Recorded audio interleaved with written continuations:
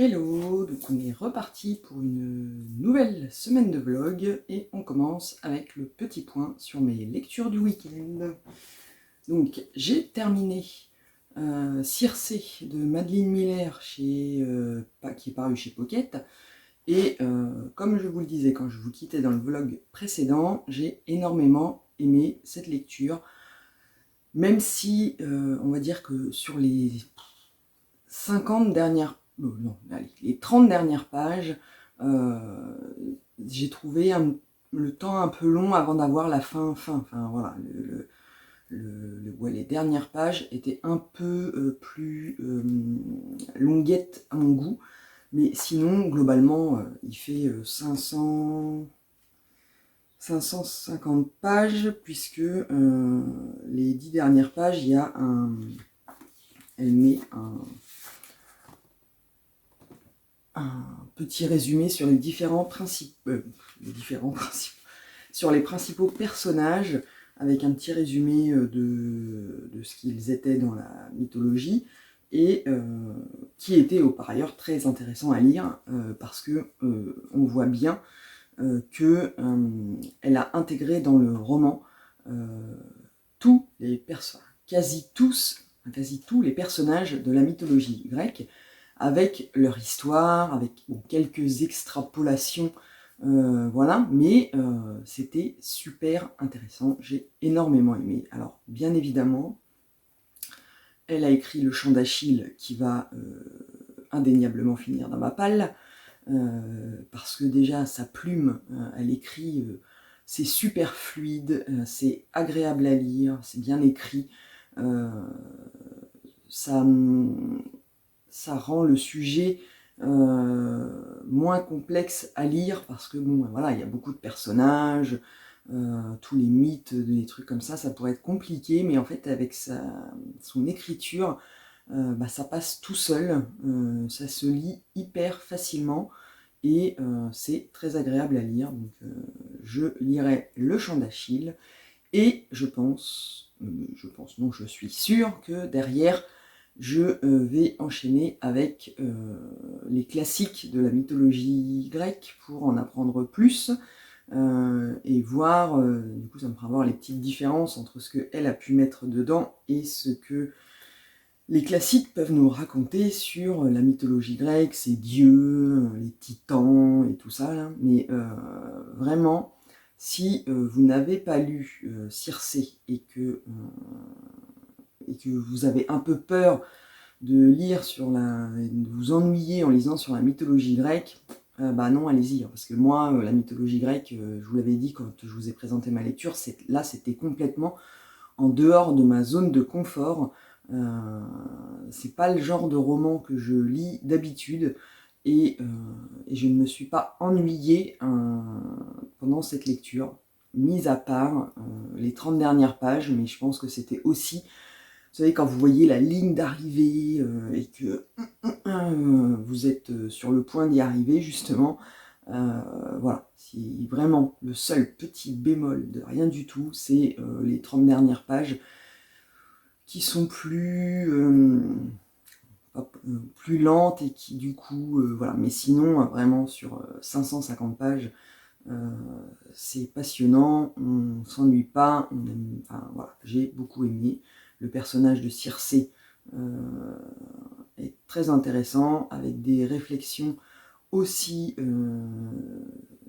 sur des thèmes modernes, donc à cette époque-là, voilà, mais vraiment une très très très bonne lecture, une très très belle découverte de la plume de l'autrice, que je relirai à coup sûr.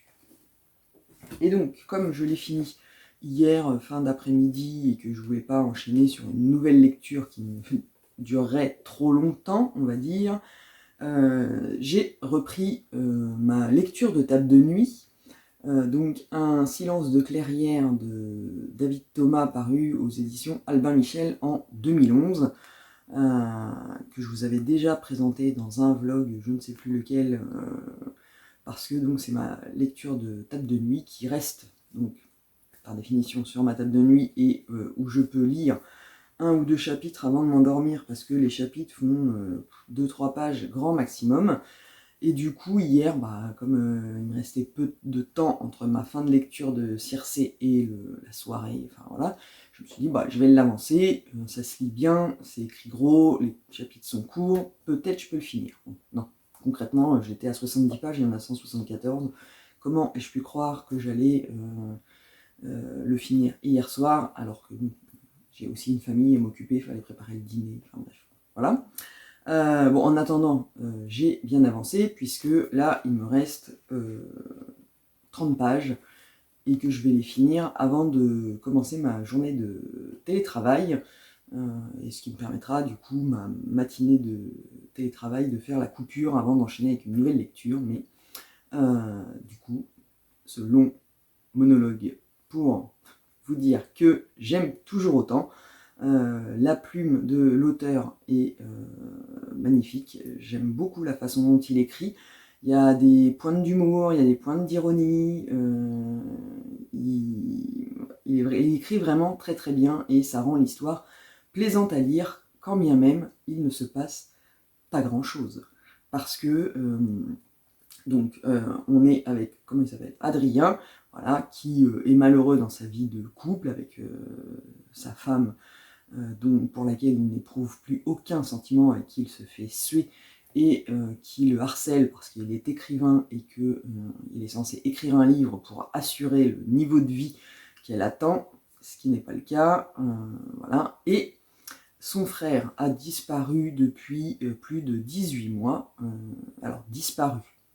Disons qu'il ne donne plus de nouvelles, ni à lui, ni à sa famille, et que là, dans cette période où il est un peu déprimé, enfin il n'est pas bien dans sa peau, ne plus avoir de nouvelles de son frère, ça l'inquiète et ça le perturbe, donc il décide de partir à sa recherche. Mais alors, du coup, je m'étais arrêté avant à 70 pages, donc 70 sur 174, c'est à ce moment-là, enfin vers 100 pages, qui part vraiment à la recherche de son frère dans le dernier pays où il avait des nouvelles, enfin, par rapport aux dernières nouvelles qu'il avait données. Et on continue à suivre Adrien dans le pays où il va pour essayer de retrouver son frère. Alors, oui, il se passe pas grand-chose, il vit sa vie tranquille, enfin, il vit sa vie tranquille. Il cherche tout en réfléchissant à sa vie. Alors, il lui arrive des trucs quand même, mais concrètement, il se passe pas grand-chose. Mais c'est tellement bien écrit, avec une plume fine, précise, et du coup, c'est tellement agréable à lire que on s'ennuie pas. Et moi en tout cas, je ne m'ennuie pas, et je lis avec plaisir cette histoire, et j'ai hâte du coup de voir s'il va y avoir un rebondissement, comment il va nous terminer ce roman. Voilà. Alors je vous le dirai plus à la fin, parce que là, voilà, il se passe pas. C'est plus un livre de réflexion sur sa vie personnelle, ses attentes par rapport à sa vie de couple. Je sais pas trop en fait comment le qualifier, mais voilà, c'est bien écrit, ça se lit super bien. Et je verrai après comment ça finit, et mon avis final, mais j'aime beaucoup. Il a sorti un roman qui est paru en mars 2021 aux éditions de l'Olivier, Seul entouré de chiens qui mordent, que j'ai découvert en fait en allant regarder sur internet. Et le résumé m'a bien plu aussi, donc en fonction de mon avis final sur celui-là, je pense que je lirai aussi le nouveau dès que l'occasion se présentera. Mais ça, après, je dis ça maintenant, ça se trouve à la fin, mon avis. Après, il me reste 30 pages. On verra bien. Voilà. Je ne vais pas m'avancer, faire des plans sur la comète. On verra bien comment ça va se passer à la fin. Donc, voilà pour ce premier petit point sur mes lectures du week-end, et je reviendrai vous voir demain pour vous présenter ma nouvelle lecture, celle avec laquelle je vais enchaîner. Et je vous dis à très vite. Hello, donc on est le mardi 8 juin. Et donc je viens vous faire un nouveau petit point lecture comme hier. Parce que du coup, hop, j'ai terminé Un silence de clairière de David Thomas, paru aux éditions Albin Michel en 2011. Et donc hier, je vous disais que j'aimais beaucoup la plume et que j'avais hâte de voir la fin. Alors, je l'ai terminé. La fin est surprenante puisque ce n'est pas du tout, celle que j'attendais, mais ça ne change rien au fait que j'ai beaucoup aimé cette histoire. Je vais éternuer. Ah, pardon. Donc ça ne change rien au fait que j'ai beaucoup aimé cette histoire. La plume de l'auteur est magnifique, ça se lit super bien, c'est très bien. Enfin voilà, je ne veux pas épiloguer en vous disant plus que ce que je vous ai déjà dit hier. Mais c'est une belle histoire sur on va dire que c'est plus une réflexion de Adrien sur sa vie et ce qu'il en attend, plus qu'une véritable enquête, voilà, parce que il cherche son frère, mais voilà, et c'était vraiment une très bonne lecture. Je ne regrette pas du tout de l'avoir lu. Je regrette qu'une chose, c'est de l'avoir laissé aussi longtemps dans ma pile à lire. J'aurais dû le lire bien avant. J'ai son premier roman dans ma pile à lire qui est La patience des buffles sous la pluie, que je pense je vais lire très rapidement maintenant pour retrouver le plaisir de lire sa plume. Et comme je vous le disais hier, son nouveau roman qui est sorti en 2021 aux éditions de l'Olivier, Seul entouré de chiens qui mordent, est sur ma wishlist du coup, et je le lirai à l'occasion. Voilà, parce que c'est un auteur que je ne connaissais pas et que j'ai beaucoup aimé découvrir avec cette lecture.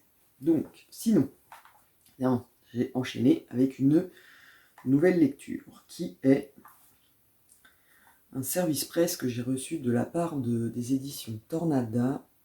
Alors, Seule la haine de David Ruiz Martin, qui va paraître chez Tornada vendredi.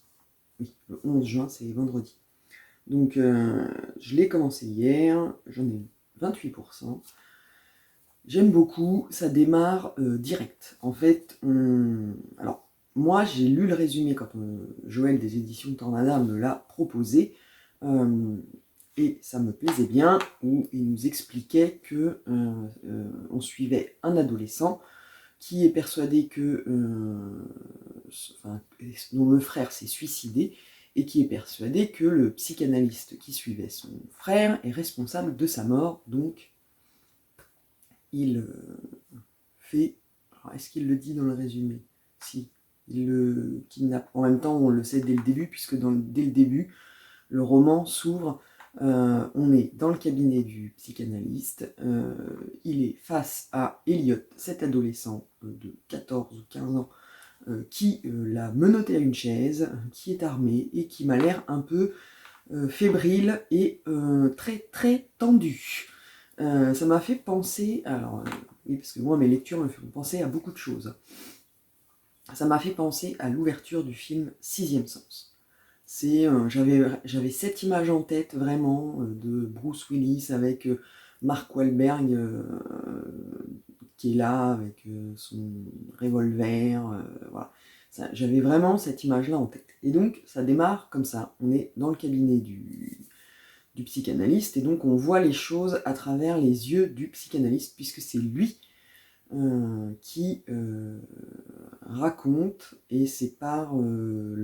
après, Elliot, il raconte des choses aussi, mais au départ, voilà, on est dans la tête du psychanalyste qui se retrouve face à un adolescent fou furieux, armé, qui l'a kidnappé dans son cabinet. Enfin, voilà, donc kidnappé, on s'entend, hein, il a juste pris rendez-vous et puis arrivé dans le cabinet et bim, je te dégaine là, mais tu bouges plus. Et voilà, on est là-dedans. Et ça démarre très très fort et très très vite. Donc après, c'est un échange de conversation, on va dire, et on attend de voir ce qui va se passer parce que, du coup, voilà, Elliot considère que le psychanalyste qui suivait son frère a participé, c'est de sa faute s'il est mort, mais qu'est-ce qui s'est passé pour de vrai? Enfin voilà. Donc c'est très très bien, c'est bien écrit, c'est fluide, c'est dynamique, ça se lit très bien. Donc maintenant, à voir comment ça va se goupiller sur la suite. Qu'est-ce que l'auteur va nous réserver en rebondissement ou enfin voilà quoi. Qu'est-ce que ça va donner sur les pages suivantes. Donc, je reviendrai vous en parler peut-être demain si j'ai suffisamment avancé, ou sinon jeudi, ou un peu plus tard, on verra bien. Hein, de toute manière, pour vous, ça ne change rien, les petits bouts se suivent. Donc, à plus tard. Hello, donc on est le jeudi 10 juin. Un doute sur la date, et donc je viens vous faire un petit point sur mes lectures. J'ai donc terminé Seule la haine de David Ruiz Martin qui va sortir demain aux éditions Tornada, qui est un thriller que j'ai reçu de la maison d'édition en service presse. Et alors je l'ai terminé, je l'ai lu très vite, et pour la première fois de ma vie de lectrice, je n'ai aucun sentiment sur cette lecture. Je ne saurais même pas dire si j'ai aimé ou pas aimé. C'est bizarre en fait. Quand je l'ai terminé hier, je ne savais pas me positionner sur mon sentiment. En fait, je ne peux pas dire que j'ai pas aimé, parce que je l'ai lu j'étais intéressée par ce que je lisais, et voilà. Mais je peux pas dire que j'ai énormément aimé, ni aimé tout court, parce que je sais pas, il y a un truc. C'est la première fois que ça me fait ça, c'est un peu bizarre. En fait, on suit un psychiatre qui, alors ça démarre en fait sur les chapeaux de roue, ça je vous l'avais déjà dit, parce que donc le psychiatre est dans son cabinet avec face à lui Elliot, un jeune adolescent de 15 ans qui est armé et qui le séquestre dans son bureau pour lui raconter, parce qu'il est persuadé que c'est de la faute de ce psychiatre si son frère s'est suicidé, et donc il reproche au psychiatre de ne pas avoir, d'être responsable de la mort de son frère. Donc voilà, c'est le résumé qu'on a derrière la 4e de couverture. Et c'est l'idée de base. Et donc, l'histoire commence directement, on est dans le cabinet du psychiatre, Elliot est déjà là, il a son arme, donc tout de suite, on est dans l'histoire. Et alors je pense que le problème vient pour moi de la façon dont l'histoire est racontée. Parce qu'en fait, on est avec le psychiatre, donc c'est lui qui raconte, et il y a des passages où Elliot raconte son histoire, mais on est toujours, du côté du psychiatre en fait. On sait que Elliot nous raconte le truc, mais on le perçoit en étant du côté du psychiatre. Et je pense que ça m'a un peu gêné. parce que bon, déjà les personnages m'ont laissé de marbre. Alors c'est violent, ce qui se passe, l'histoire que raconte Elliot est horrible, quoi. C'est vraiment, voilà. Le titre est bien choisi puisque c'est de la haine pure à 100%. Il raconte des horreurs qui se sont passées et voilà. Et à un moment donné, alors, il y a bien un twist, une révélation qui fait que on se dit « Oh purée !» Donc là, voilà, et jusque-là, tout allait bien, on va dire, même si je ne m'étais pas attachée au personnage et que... voilà. Mais alors après, la direction prise par l'histoire, ben, je sais pas. En fait, je sais pas. Voilà. Je suis embêtée. Voilà. Je reconnais le côté machiavélique du roman. Je reconnais la construction qui est bien faite, le côté oui, surprenant de l'intrigue et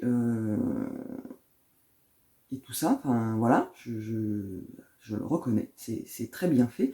Ah, ça peut le faire. J'ai vu des avis sur Instagram de personnes qui ont bien aimé.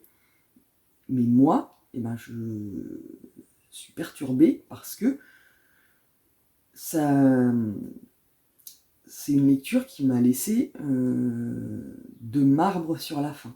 Je ne me suis pas dit waouh, et ni ah ouais, voilà. Je n'ai aucun sentiment sur cette lecture. Je suis embêtée parce que c'est un service presse et qu'il faut que je publie mon avis, donc il sort demain. J'ai encore le temps de me poser pour vraiment, voilà. Mais voilà, je l'ai fini hier. J'ai dormi depuis, je viens vous en parler que là, et je sais toujours pas me positionner sur cette lecture, en fait. Voilà.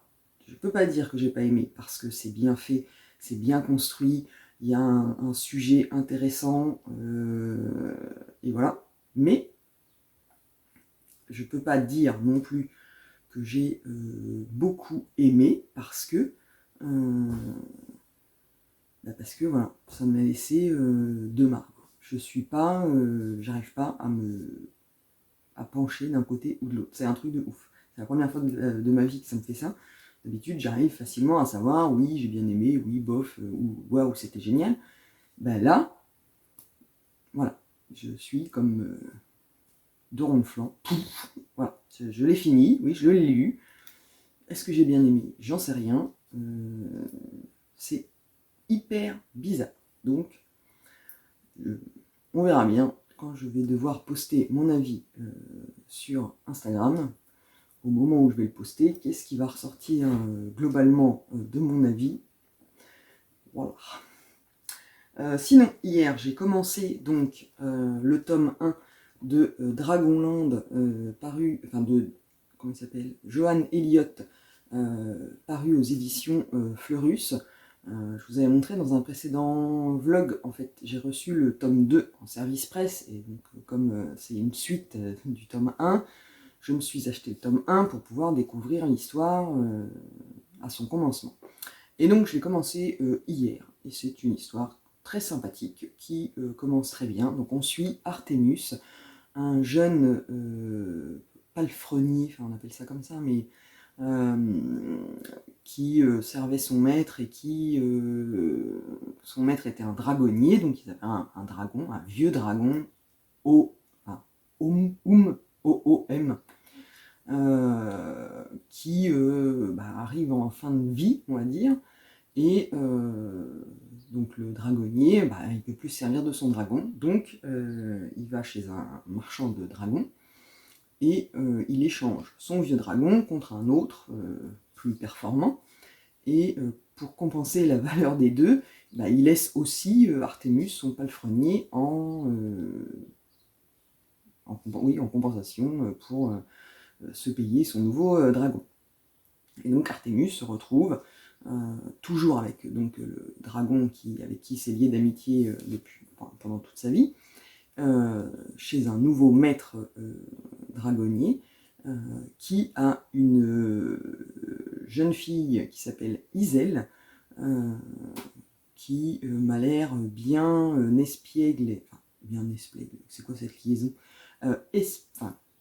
qui a l'air très espiègle, voilà, et qui explique à Artemus que les dragons, quand ils sont vieux, ils veulent retourner dans la vallée des dragons, et donc elle décide d'y conduire et Artemus se retrouve à partir avec elle, donc il s'enfuit sur le dos de pour partir dans la vallée des dragons, et bien sûr, ils sont pourchassés par le maître dragonnier d'Artemus, là, maître Kirken, je sais pas comment il s'appelle, Kendrick, qui part à leur recherche pour les ramener chez eux.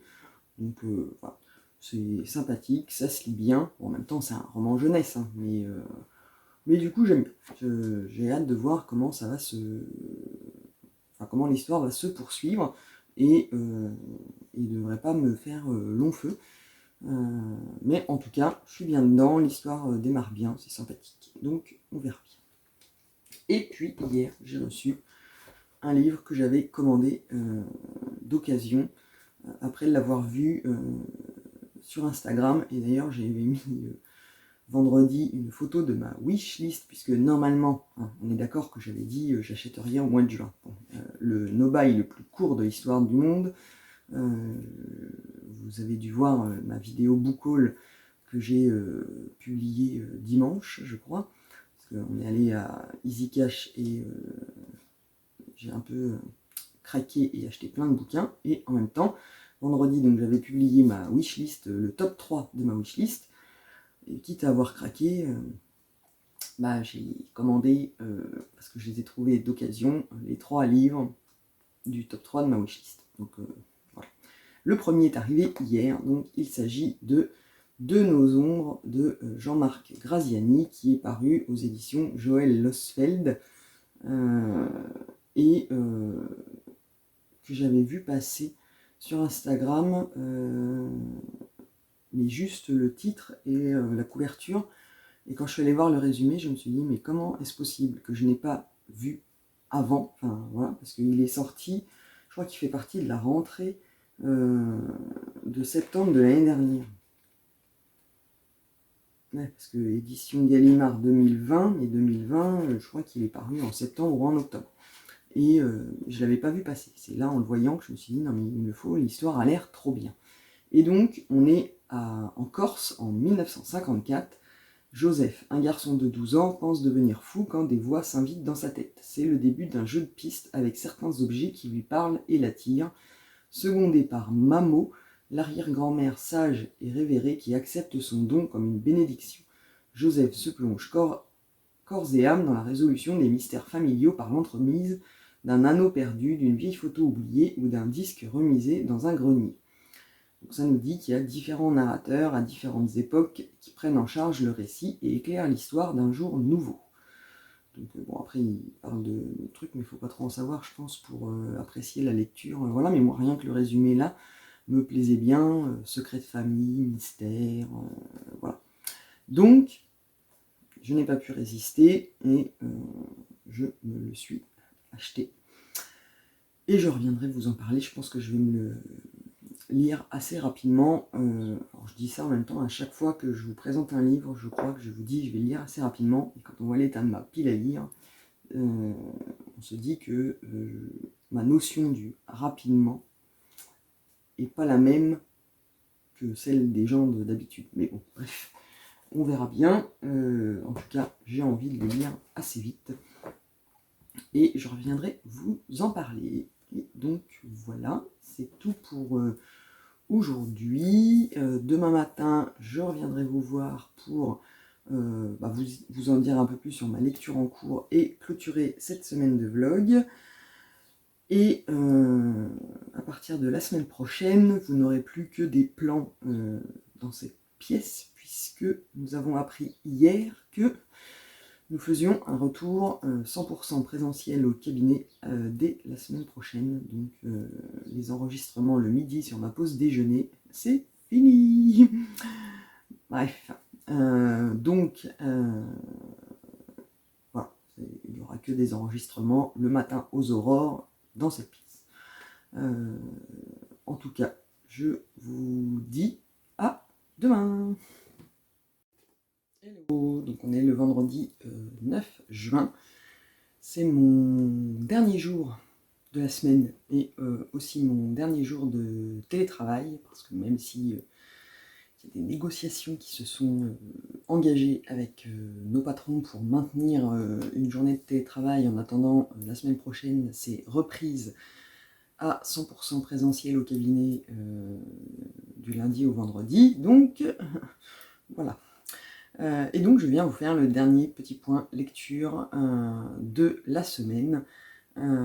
Donc je suis toujours dans le tome 1 de Dragonland, Le secret de la vallée des dragons, oui c'est ça, de Johan Elliott, paru chez Fleurus, que j'ai commencé avant-hier soir je crois, voilà, et que j'ai bien avancé puisque je crois qu'il me reste une 50aine de pages et j'aime beaucoup, même si c'est pour le coup très très jeunesse.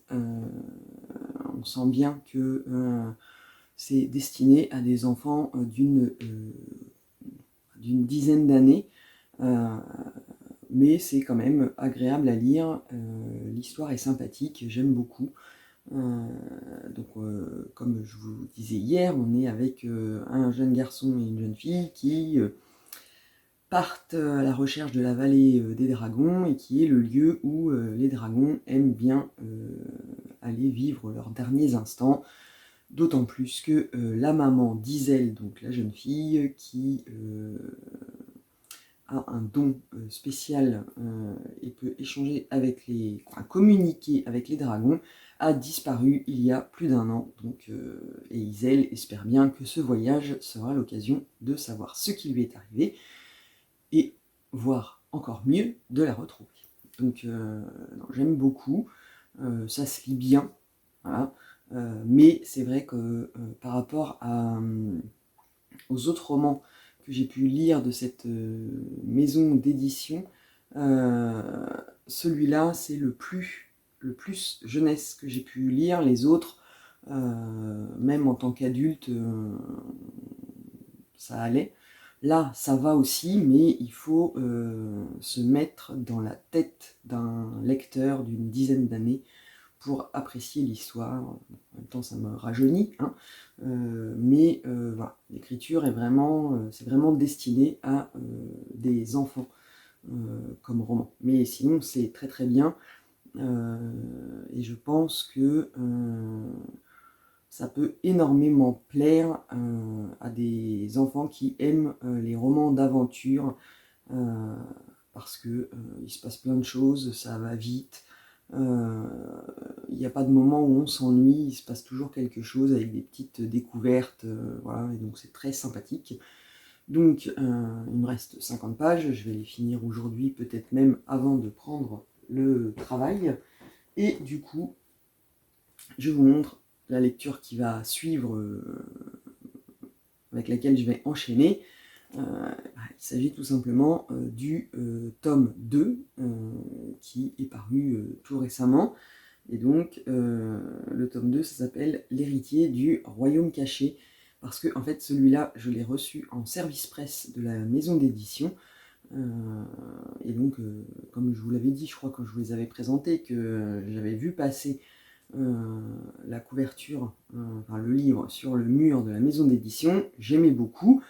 Je m'étais dit, ah tiens, il faudrait que j'essaye, voilà. Et donc quand ils m'ont proposé le tome 2 en service presse, j'ai dit oui. Donc j'ai reçu le roman, mais forcément, comme c'est un tome 2 d'une série, il fallait que je lise le tome 1 avant. Donc, voilà, maintenant c'est chose faite, hein. Je vais avoir lu le tome 1 avant, et je vais pouvoir enchaîner avec le tome 2 pour donner mon avis et poursuivre en plus les aventures de Iselle et Artemus.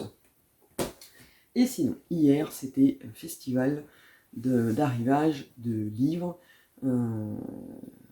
Parce que le week-end dernier, j'avais dit que j'étais en no-buy, hein. On est d'accord, on s'en souvient, voilà, je l'avais dit dans la vidéo, histoire d'ancrer le truc, voilà. Et le samedi, on est allé à Easy Cash, et donc j'ai pété mon no-buy le plus court de l'histoire de ma vie, hein, puisque j'ai tenu 5 jours entre le moment où je l'ai annoncé et le moment où j'ai craqué. Et donc j'ai fait une vidéo book haul où je vous ai montré tous mes achats. Je ne vous ai pas montré ici parce que sinon ça fait redondant et ça ne sert à rien. Du coup, tant que j'étais dans un craquage de no-buy et que j'achetais des trucs, voilà, j'ai aussi craqué pour d'autres trucs. Après, il y en a, le premier que je vais vous montrer, c'est un craquage, mais comme il m'a été proposé par la maison d'édition, ça compte pas. Donc, il s'agit de La Dame d'Argile de Christiana Moreau, paru chez Prélude. Il est sorti le 9 juin et je l'avais repéré sur le mur, enfin, sur le feed Instagram de la maison d'édition. Je trouve la couverture magnifique et le résumé m'avait complètement emballé, donc je l'avais mis sur ma wishlist. Alors quand Maude de la maison d'édition Prélude m'a envoyé un mail pour me proposer de le recevoir en service presse, autant vous dire que c'était pas possible de dire non. Forcément, j'ai dit oui. Donc, dans ce roman, on est avec Sabrina, qui est restauratrice au musée des Beaux-Arts de Bruxelles. Et elle vient de perdre sa grand-mère Angela et a découvert dans la maison de celle-ci une magnifique sculpture en argile représentant un buste féminin signé de la main de Costanza Marciato. Le modèle n'est autre que Simonetta Vespucci, qui a illuminé le Quattrocento italien de sa grande beauté et inspiré les artistes les plus renommés de son temps. Qui était cette mystérieuse Costanza, sculptrice et méconnue? Comment Angela, italienne d'origine modeste, contrainte d'émigrer en Belgique après la Seconde Guerre mondiale, a-t-elle pu se retrouver en possession d'une telle œuvre? Sabrina décide de partir à Florence pour en savoir plus. Une quête des origines sur la terre de ses ancêtres qui l'appelle plus fortement que jamais. Voilà, résumé, secret de famille, mystère autour d'un truc, enfin voilà, obligé, il me le fallait, voilà, et donc je suis ravie de l'avoir reçu en service presse de la maison d'édition, qui est une maison d'édition que j'aime beaucoup, Prélude. Je trouve que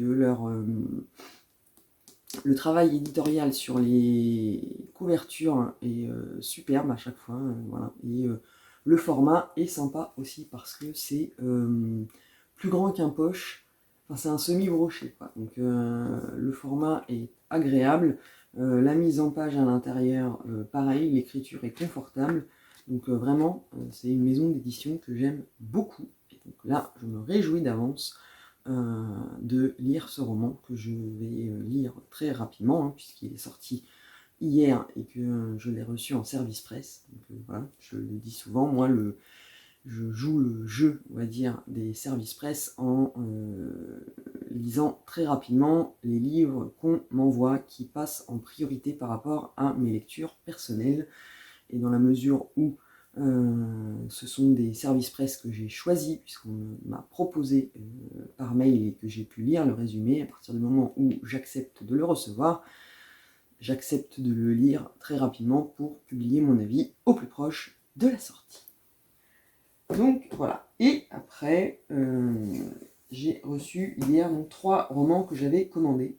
Alors celui-là, je vous en avais déjà parlé.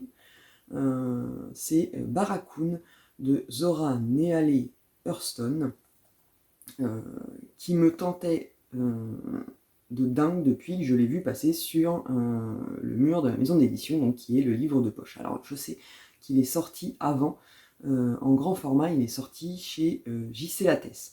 Mais moi déjà, je trouve que la couverture du livre de poche est magnifique, et c'est sur ce format que j'ai craqué, donc c'est celui que j'ai pris. Alors il est tout petit, mais je pense qu'il est tout petit, mais très fort en émotion, puisque dans cette histoire, nous sommes avec le dernier survivant des convois négriers qui ont quitté les côtes du Dahomey pour l'Amérique. Donc, on est en 1927, la jeune anthropologue Zora Neale Hurston part en Alabama rencontrer donc Cudjo Lewis. Il a 86 ans et donc c'est l'ultime survivant du dernier convoi qui a quitté les côtes du Dahomey pour l'Amérique. Pendant des mois, Zora Neale Hurston va recueillir sa parole, devenir son amie, partager ses souffrances. Le témoignage de Cudjo restitue comme nul autre la condition d'un esclave de sa capture en 1859 à sa terrifiante traversée, de ses années d'esclavage jusqu'à la guerre de sécession, puis son combat pour son émancipation. Et comme ce sujet, cette thématique, moi, est une de mes thématiques préférées, là, je trouvais quand même intéressant de voir, parce que il y a l'esclavage aux États-Unis avec les Noirs américains qui étaient là-bas, mais là, c'est carrément des Noirs qu'on allait chercher en Afrique pour les ramener aux États-Unis. Donc vraiment, une lecture qui m'intéresse fortement et que il me la fallait, c'était sûr. Donc je ne l'avais pas trouvé en librairie, donc je l'ai commandé et je l'ai trouvé d'occasion chez Gilbert Joseph. Et l'état est impeccable, c'est à se demander vraiment s'il a été lu. Mais voilà, et donc j'ai très très envie de le lire, et vous allez dire encore, mais très rapidement, mais en même temps comme il est très court, parce qu'il fait, si j'enlève donc la bibliographie et donc les notes, et après le glossaire, il fait 192 pages. Donc bon, ça devrait bien se passer, et j'ai hâte. Ensuite, j'ai acheté aussi Blood and Sugar de Laura Shepherd Robinson, paru chez 10-18, dans leur grand format, qui sont aussi un peu plus petits que des grands formats normaux, on va dire. Et où celui-là, pareil, j'avais craqué sur la couverture et le résumé que j'ai vu passer sur le feed Instagram de la maison d'édition.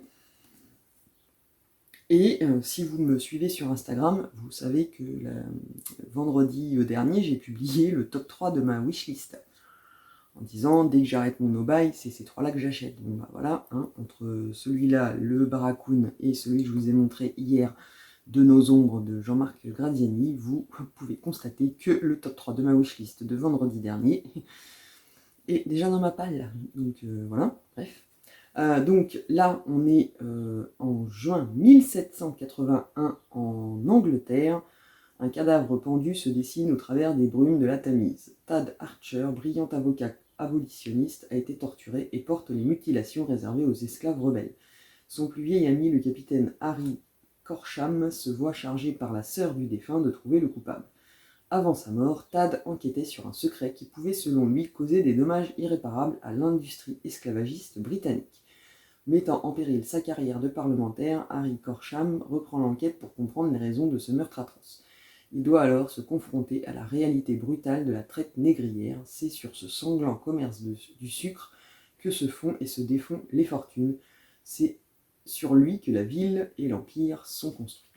Et en fait, moi, c'est la thématique de l'esclavage, l'esclavagisme, comme ils disent, enfin, l'industrie esclavagiste britannique. Et là, on n'est pas aux États-Unis, et donc le fait que ça se passe en Angleterre m'intéressait beaucoup. Et le résumé aussi, parce que, bah, évidemment, on est sur une thématique d'enquête sur un meurtre, voilà, et donc j'avais très très envie de le découvrir, et donc ça sera chose faite. Alors je vais pas vous dire très rapidement, hein, parce que lui il va falloir que je le case, sachant que si on fait plus de télétravail, ça veut dire qu'il faut que je me le trimballe, et il fait 457 pages, mais on sent bien qu'il est lourd en termes de poids. C'est quand même, ça fait une belle bricasse. Donc je le lirai quand même assez vite pour venir vous en reparler. En tout cas, moi, il me fait très envie.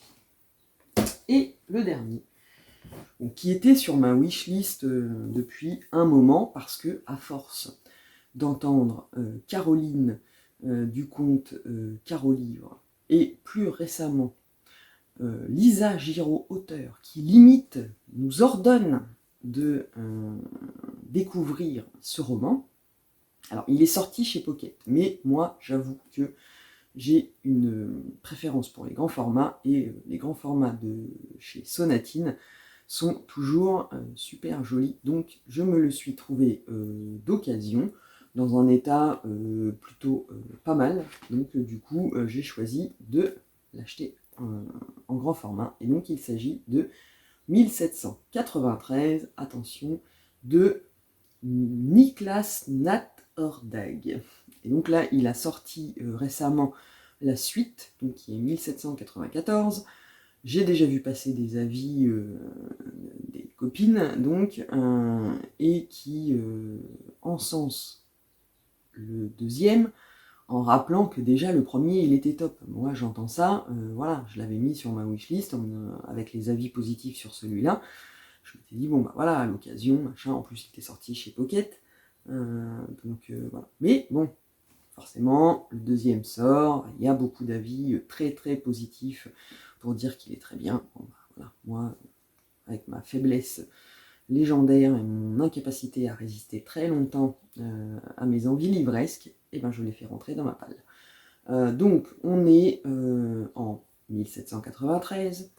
Le vent de la Révolution française souffle sur les monarchies du Nord. Un an après la mort du roi Gustave III de Suède, la tension est palpable dans tout le pays. Rumeurs de conspiration, paranoïa, espionnage, le pouvoir est en effervescence. C'est dans cette atmosphère irrespirable que Jean-Michael Cardel, un vétéran de la guerre russo-suédoise, découvre dans un lac de Stockholm le corps mutilé d'un inconnu. L'enquête est confiée à Cécile Winge, un homme de loi tuberculeux.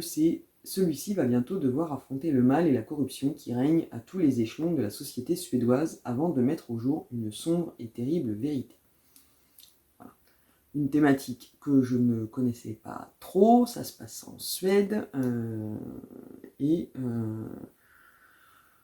voilà, j'avais envie de le découvrir en thriller historique, et c'est pas les seuls avis positifs que j'ai vus, mais du coup, voilà, j'avais très envie, donc je n'ai pas résisté, et je me le suis acheté.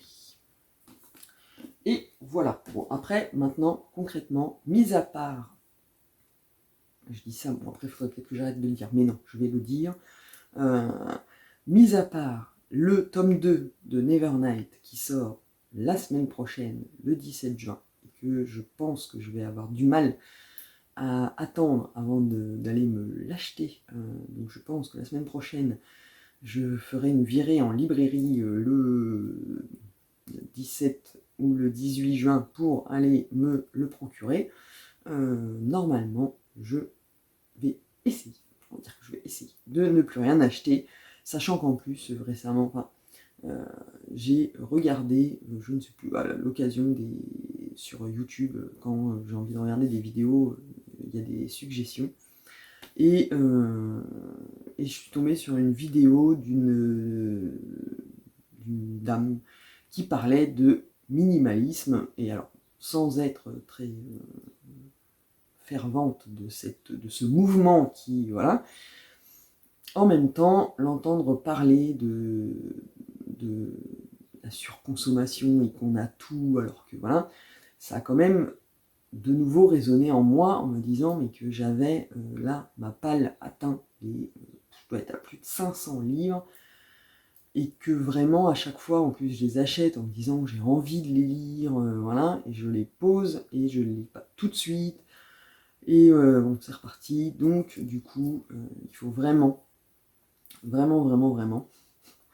que j'essaye de limiter mes achats. Donc là, déjà, si jusqu'à la fin du mois de juin, je n'en achète qu'un, ça sera déjà pas mal. Et au mois de juillet, je vais essayer de ne pas en acheter. Voilà, mais ça, après, c'est de la faute des maisons d'édition aussi. et un peu des copines sur Instagram qui vous mettent des avis sur des lectures, qui au départ me tentaient pas trop plus que ça, machin, puis après tu vois les avis, tu as envie de les lire, et le craquage derrière, il tarde pas à arriver. Et sinon, dernière petite info avant de clôturer le vlog, j'ai décidé d'organiser un challenge pour la période estivale, donc du 1er juillet au 31 août, qui va tourner autour des Cozy Mystery. Et pour les 2 mois, il s'agira de lire des Cozy Mystery, forcément, voilà, et qui détermineront aussi, parce que je suis en train de travailler sur les catégories, et voilà, et qui permettront de déterminer, en fonction de nos lectures, quel genre de vacancier, quelles sont nos préférences pour nos vacances. Et donc, voilà, il faut que je finalise le truc, mais je pense que là, le vlog va sortir samedi. Ça commence le 1er juillet, mais je pense que début de semaine prochaine, je pourrais mettre vraiment le challenge, l'annonce avec les explications, et même peut-être tourner une vidéo où je vous présenterai ma pile à lire à moi pour ce challenge, parce que j'en ai quand même un certain nombre dans ma palle qu'il faudrait que j'écluse, et voilà. C'est des lectures sympathiques pour l'été, pas prise de tête, voilà, donc ça peut être sympa. Donc, et ça fait beaucoup de donc dans une même phrase, donc voilà, suivez bien.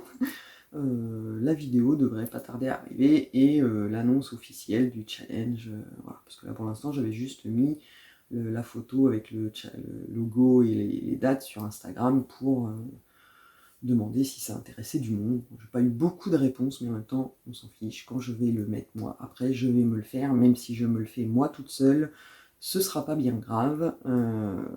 Et quand vous, si vous ne me suivez que ici, vous verrez la vidéo avec les explications et ma pile à lire.